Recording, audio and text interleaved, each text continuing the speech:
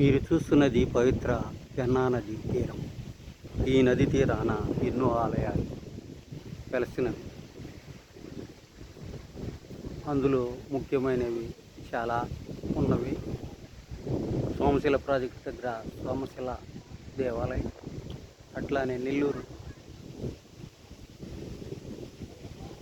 రంగనాథ స్వామి దేవాలయం, ఈ రెండు ప్రసిద్ధిగాంచిన దేవాలయాలు. ఇక్కడ స్వామియాజీ గారు ఇక్కడే కూర్చొని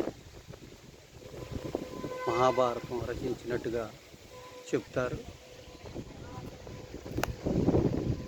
కాబట్టి ఇది కొత్తగా నిర్మించిన బ్రిడ్జి, నల్లపరెడ్డి శ్రీనివాసరెడ్డి గారి బ్రిడ్జి.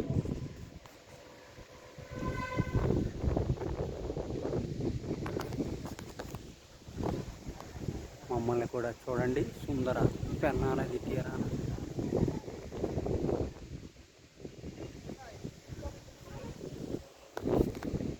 అందమైన ప్రకృతిలో పరవశించండి, ఆనందించండి. అందరికీ శుభాభివందనం.